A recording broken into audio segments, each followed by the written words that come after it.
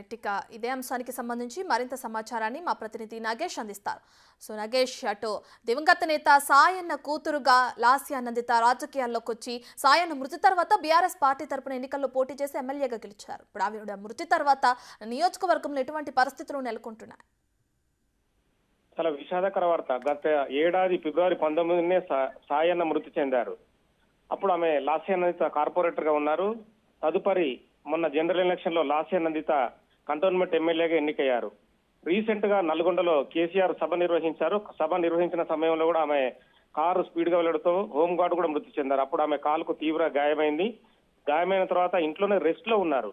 చాలా మంది నేతలు పరామర్శించారు. కానీ ఇప్పుడు జరిగిన ప్రమాదం చాలా విషాదం అని చెప్పొచ్చు. ఎందుకంటే 37 ఏళ్ల లాస్య నందిత చనిపోవడం అనేది రాష్ట్ర రాజకీయాలకు సంబంధించి కూడా విషాదకర వార్తే. ఎందుకంటే తన కూతుర్ని ఎమ్మెల్యే చేయాలని చెప్పి సాయన్న ఎంతో తాపత్రయపడేవాడు. అంతకుముందే తనని కార్పొరేటర్ కూడా గెలిపించాడు. ఈ క్రమంలోనే మరి ఈమె ఇంకా కోలుకోక ముందే మరి బయటకి ఎక్కడికి వెళ్ళింది, ఎక్కడి నుంచి ఎక్కడికి ప్రయాణిస్తుందని కూడా వివరాలు తెలియాల్సి ఉంది. ప్రస్తుతం అయితే కారు ఏదైతే ఒక ఫోటో ప్రస్తుతం బయట వైరల్ అవుతుంది. ఆ ఫోటో చూస్తే కనుక స్విఫ్ట్ మారుతి ఒక 6 సీటర్స్ కార్ లో వన్ సైడ్ మొత్తం డివైడర్ ని రైలింగ్ ఏదైతే ఉందో రైలింగ్ ని పూర్తిగా హై స్పీడ్ తో కొట్టినట్టు కనిపిస్తుంది. లెఫ్ట్ సైడ్ లో లాస్య నందిత కూర్చున్నట్టుగా మనకు అక్కడ ఉన్న ఫోటో బట్టి అర్థమవుతుంది.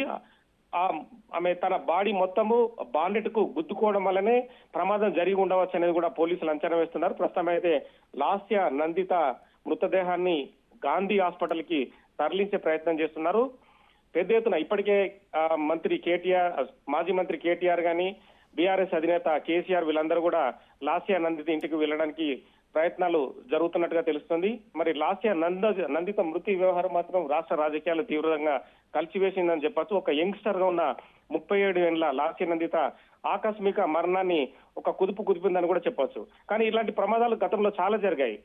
గతం 2-3 ఏళ్ల క్రితం చూసుకుంటే పటాన్ చెరువు ఓఆర్ఆర్ పైనే ప్రస్తుత మంత్రి కోమటిరెడ్డి కుమారుడు కూడా హై స్పీడ్ తో కారు బోల్తబడి మృతి చెందిన పరిస్థితి.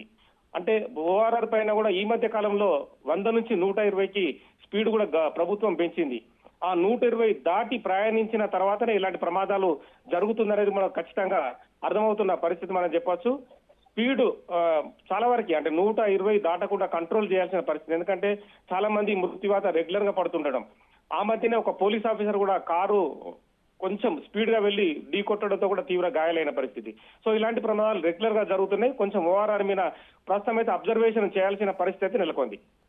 రైట్ నాగేష్, అయితే ప్రమాదంలో గాయపడిన డ్రైవర్ కు కూడా తీవ్రంగా గాయాలైనట్లు తెలుస్తుంది. ప్రస్తుతం అతని పరిస్థితి ఏ విధంగా ఉంది? సీరియస్ గానే ఉంది. స్థానికంగా లోకల్ గా ఉన్న ఆసుపత్రికి తరలించారు. అక్కడ నుంచి కేర్ ఆసుపత్రి లేదా ఇక్కడ ఉన్న సికింద్రాబాద్ యశోద ఆసుపత్రికి కూడా తరలించినట్టుగా తెలుస్తుంది. ప్రస్తుతం అతను ఐసీయూలో చికిత్స పొందుతున్నారు. అతను కూడా కాళ్ళు చేతులు కూడా డ్యామేజ్ గా అయినట్టుగా తెలుస్తుంది. అతని అంటే శ్వాస ఆడే పరిస్థితి కూడా కనిపిస్తలే అని చెప్పి స్థానికంగా ఉన్న ఈ మధ్యనే అంటే బీఆర్ఎస్ నుంచి కార్పొరేషన్ చైర్మన్ గా పనిచేసిన క్రిషాంక్ కూడా చెప్తున్నారు. తను కూడా టికెట్ కోసం అక్కడ లాస్య నందిత టికెట్ కోసం తనకు కూడా ఒక ప్రయత్నం జరిపిన పరిస్థితి. ఈ క్రమంలోనే ప్రస్తుతం బీఆర్ఎస్ శ్రేణులు ఏదైతే లాస్య నందిత మృతి చెందిన ప్రాంతానికి కొంతమంది చేరుకుంటున్నారు. అలాగే లాస్య నందిత మృతదేహాన్ని, భౌతిక దేహాన్ని గాంధీ మార్చురికి తరలించే క్రమంలో కూడా అక్కడ కూడా పెద్ద ఎత్తున చేరుకుంటున్న పరిస్థితి కనిపిస్తుంది.